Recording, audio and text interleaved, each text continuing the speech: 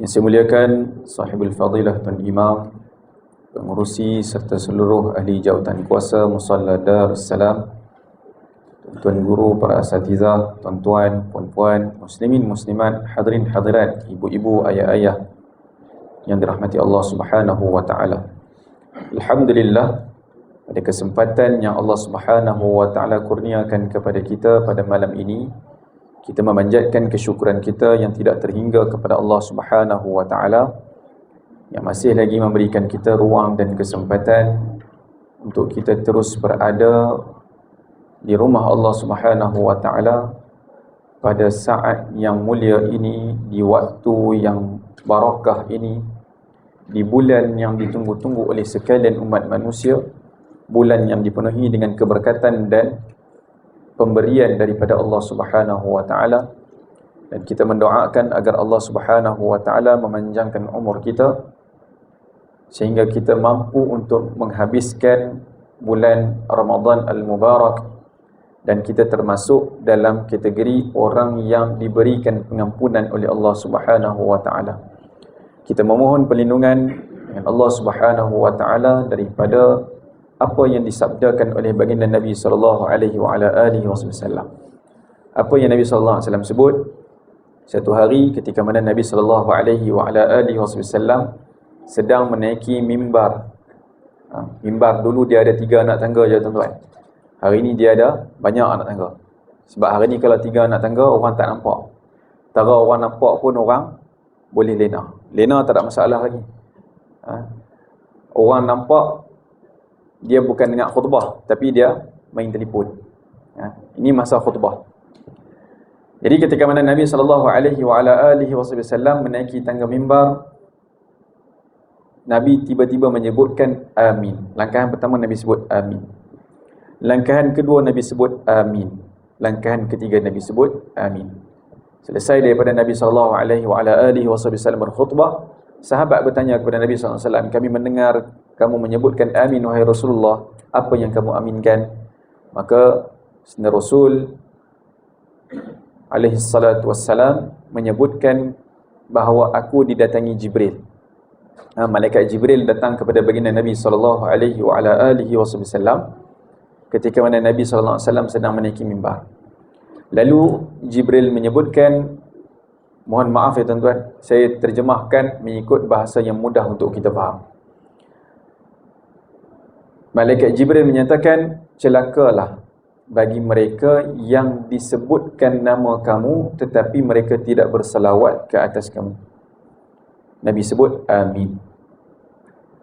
Kemudian pada langkahan yang kedua, Jibril kata lagi, celakalah bagi mereka yang masih mempunyai kedua ibu bapa tetapi tidak melayakkan mereka untuk memasuki syurga.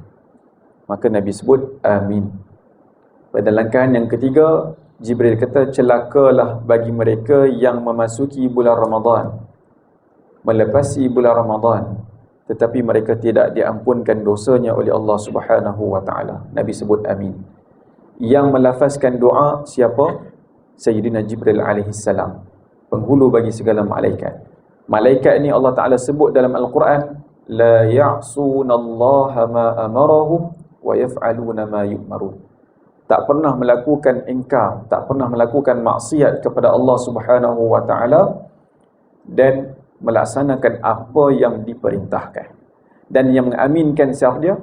Baginda Nabi sallallahu alaihi wasallam, yang mana kedua-dua makhluk ini doa mereka tiada hijab di sisi Allah Subhanahu wa taala.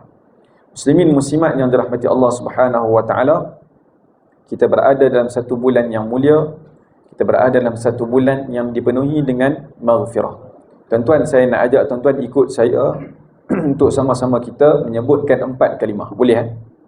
4 kalimah saja. Saya sebut, tuan-tuan ikut. Asyhadu an la ilaha illallah,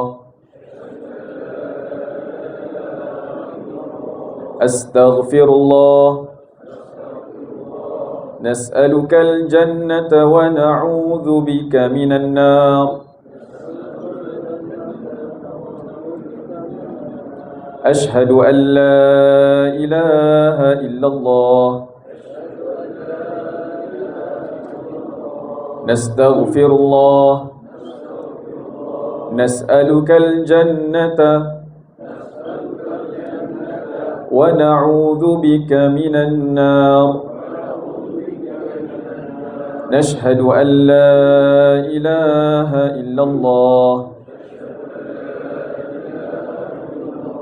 nastaghfirullah, nas'alukal jannata wa na'udzu bika minan nar.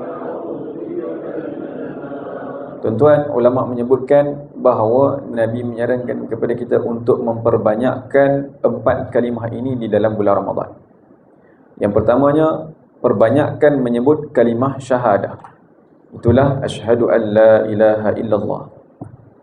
Yang keduanya, banyakkan memohon istighfar, astaghfirullah. Yang ketiga, banyakkan untuk meminta nikmat syurga, as'alukal jannah. Dan yang keempat, memohon perlindungan daripada api neraka, wa na'udzubika minan nar. Dua daripadanya adalah hak Allah Subhanahu wa taala dan dua lagi adalah hak bagi seorang hamba. Bila nak sebut ni tuan-tuan? Sepanjang kita berada dalam bulan Ramadan, tak kira siang, tak kira malam. Lebih-lebih lagi waktu kita nak berbuka. Waktu kita nak berbuka tu, tutuplah bilas TV tu kan.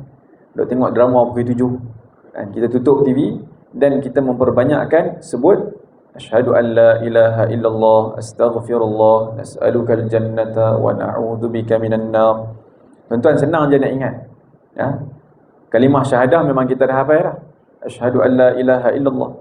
Kemudian istighfar, astaghfirullah. Hak yang kita betul-betul nak kena ingat doa lepas tu lah. Nas'alukal jannah. Kita selalu duk baca dalam doa lepas selang tarawih tu kan.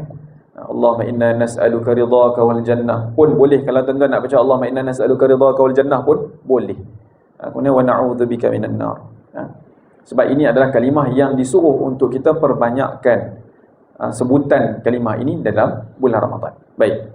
Tuan-tuan dan puan yang rahmati Allah Subhanahu wa taala, saya nak memetik daripada satu hadis qudsi. Hadis qudsi ni apa dia? Hadis qudsi ni adalah lafaznya daripada baginda Nabi sallallahu alaihi wasallam, tetapi maknanya daripada Allah Subhanahu wa taala. Allah Subhanahu wa taala berfirman di dalam satu hadis qudsi, "Man syaghalahul Qur'an wa dzikri." Barang siapa yang disibukkan untuknya akan Al-Quran dan juga berzikir, an mas'alati, berbanding meminta-minta kepada aku, a'taituhu afdala ma u'tiyas sa'ilin, nescaya aku akan berikan kepada orang tersebut sebaik-baik pemberian yang pernah aku berikan kepada orang yang meminta. Tuan-tuan, kenapa saya bawa hadis ni tuan-tuan dan puan sekalian? Di dalam bulan Ramadan, selain daripada ibadah puasa, selain daripada ibadah puasa, kita ada lagi ibadah-ibadah yang dikembarkan dengan puasa. Yang pertamanya, kita ada ibadah qiyam. Kita dirikan salat tarawih ini dinamakan salatul qiyam. Kalau kita tak bangun tengah malam pun, insya-Allah kita dapat dah pahala qiyamul lail tu, kita dapat hasil daripada salat tarawih tadi. Cuma yang afdalnya kita bangun nak tengah malam kan. Yang keduanya, ibadah yang digandingkan dengan puasa ini adalah tilawatul Quran, membaca Al-Quran.